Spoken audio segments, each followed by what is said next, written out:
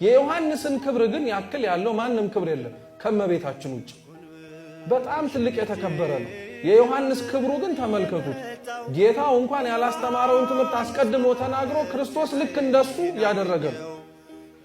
ዮሐንስ ሲያጠምቅ እንደነበረው ክርስቶስም ደቀ መዛሙርቱ ቢያጠምቅም ያጠምቅ ነበረ ተብሎ ተነግሮለት የነቢያት ትንቢት በሙሉ የሚጠቃለለው ዮሐንስ ላይ ነው። የሐዋርያት ስብከት በሙሉ የሚጀምረው በዮሐንስ ነው። ይቅርና ሐዋርያት ክርስቶስ እንኳን የሰበከው የመጀመሪያው ስብከት መጀመሪያ የተናገረው ዮሐንስ መጥምቅ መንግስተ ሰማያት ቀርባለችና ምንግቡ ይሄንን ስብከት ክርስቶስ ከመስበኩ በፊት ዮሐንስ መጥምቅ ነው የሰበከው። ምን አይነት መታደል ነው! ጌታ ያለውን መድገም አንድ ነገር ነው አይደል? እነሱ ያሉትን ጌታ ሲደግምላቸው እኮ በጣም መታደል እኮ። ዮሐንስ እንዴት አይነት ሰባኪ ነው! ህዝቡ ሁሉ እየተከተለው የነበረ እኮ አጥማቂ እኮ።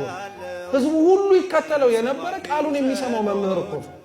ልክ ክርስቶስ ሲመጣ ህዝቡ እየፈለሰ ወደሱ እንኳን ሲሄድ ደቀ መዛሙርቱ መተው ስሞታ ሲያሰሙ አንተን በሙሉ ይከተሉ የነበሩት ታጠምቃቸው የነበሩት በሙሉ አሁን ተለይተው ያ ያጠመቀው ክርስቶስ የሚባለው ጋር ነው ያሉት አለ።